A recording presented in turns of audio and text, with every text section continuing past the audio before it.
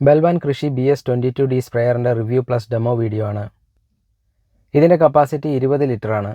ഈ സ്പ്രേയറിൻ്റെ പ്രത്യേകത ഇത് ഡബിൾ മോട്ടറുള്ള സ്പ്രേയർ ആണെന്നുള്ളതാണ്. 2 മോട്ടർ, അപ്പോൾ ഡബിൾ പവർഫുൾ.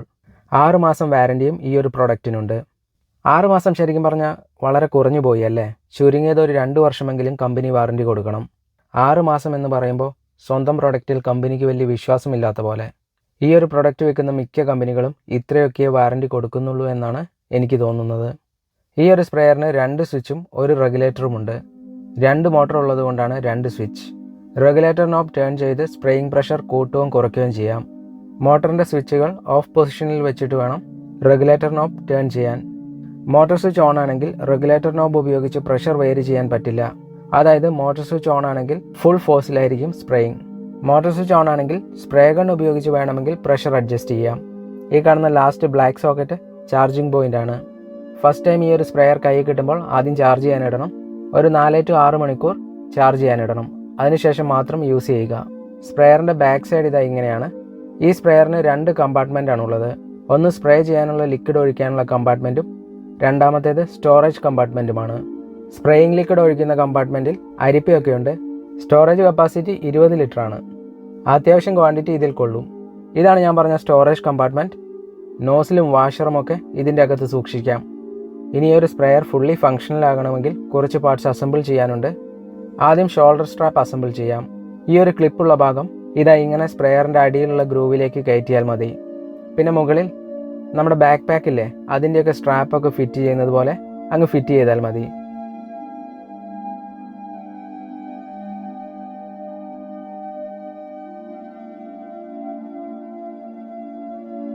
അടുത്തതുകൂടി ഫിറ്റ് ചെയ്യുന്നതൊന്ന് കാണിക്കാം.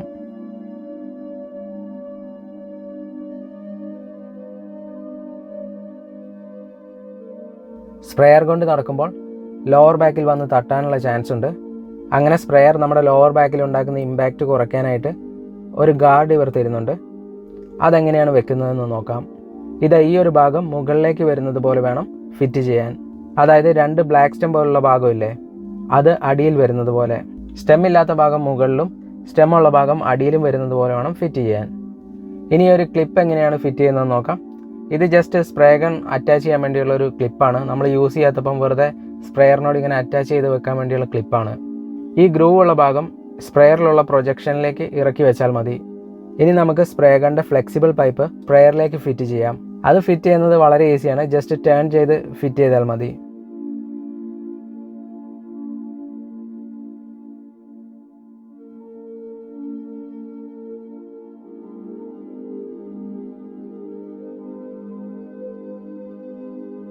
ഇനി ഫ്ലെക്സിബിൾ പൈപ്പിൻ്റെ എൻഡിലേക്ക് സ്പ്രേ റെഗുലേറ്റ് ചെയ്യുന്ന ഈ ഒരു പാർട്ട് ഫിക്സ് ചെയ്യാം. ശരിക്കും പറഞ്ഞാൽ ഇതിൻ്റെ പേരെന്താണെന്ന് എനിക്കറിയില്ല. ഇവരുടെ കാറ്റലോഗിലുണ്ട്, പക്ഷേ അത് വായിക്കാൻ ഭൂതക്കണ്ണാടി കൊണ്ടുവരേണ്ടി വരും. അതുകൊണ്ട് ഞാൻ തന്നെ ഒരു പേരിട്ടു, സ്പ്രേ റെഗുലേറ്റർ. ഇനി റെഗുലേറ്ററിൻ്റെ എൻഡിലേക്ക് ഈ ഒരു ചെറിയ മെറ്റൽ പൈപ്പ് ഘടിപ്പിക്കാം.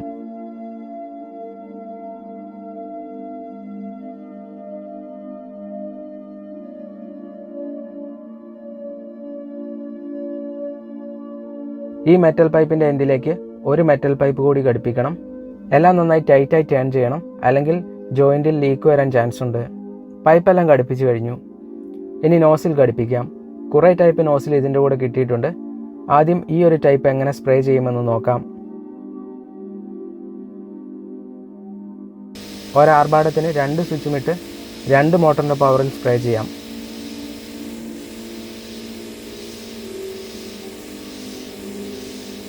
ഇനി രണ്ടാമത്തെ നോസിൽ പരീക്ഷിക്കാം. ഓരോ നോസിലിനും ഓരോ ആപ്ലിക്കേഷൻ ആയിരിക്കും. അത് പ്രാക്ടിക്കലി യൂസ് ചെയ്യുമ്പോൾ നമ്മൾക്ക് തന്നെ മനസ്സിലാകുമായിരിക്കും.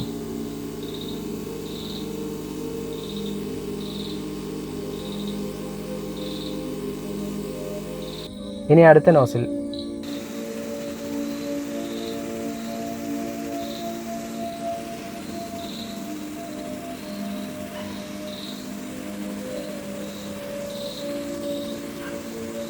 ഇനി അടുത്ത നോസിൽ. നോസിൽ ഏതാണെങ്കിലും ടാങ്ക് പെട്ടെന്ന് കാലിയാകുന്നുണ്ട്. ഒരു ഫുൾ ടാങ്ക് കാലിയാകാൻ അധിക സമയമൊന്നും എടുക്കുന്നില്ല. അങ്ങനെ ഇപ്പോൾ ഞാൻ എല്ലാ നോസിലും ഇട്ട് നോക്കി. എന്തായാലും ഈ ഒരു സ്പ്രേ ഗണിൻ്റെ ഫിറ്റിങ്സിൻ്റെ ക്വാളിറ്റി അത്രയ്ക്ക് പോരാ എന്നാണ് എനിക്ക് തോന്നിയത്. അതാണ് എൻ്റെ ഫസ്റ്റ് ഇംപ്രഷൻ. ചില ജോയിൻറ്റിൽ നിന്ന് ചെറുതായി ലീക്കൊക്കെ ഉണ്ട്. ടൈറ്റായിട്ട് ടേൺ ചെയ്യാത്തത് കൊണ്ടുള്ള ലീക്കല്ല, ആ ഒരു പ്ലാസ്റ്റിക് പോർഷനും മെറ്റലും തമ്മിൽ ജോയിൻ്റ് ആകുന്ന ഒരു പോർഷൻ ഉണ്ടല്ലോ, അവിടുന്ന് ചെറിയ ലീക്കുണ്ട്. ഇനി റെഗുലേറ്റർ ടേൺ ചെയ്ത് സ്പ്രേയിങ് പ്രഷർ കൺട്രോൾ ചെയ്ത് നോക്കാം. മോട്ടർ രണ്ടും ഓഫാക്കി റെഗുലേറ്റർ നോബ് മാത്രം ടേൺ ചെയ്താൽ മതി.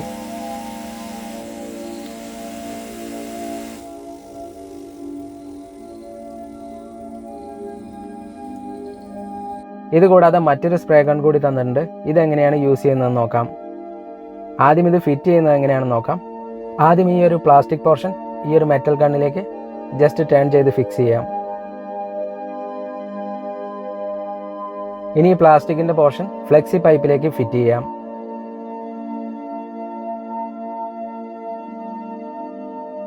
ഫിറ്റിംഗ് എല്ലാം കഴിഞ്ഞു. ഇനി ഇതെങ്ങനെയാണ് വർക്ക് ചെയ്യുന്നതെന്ന് നോക്കാം.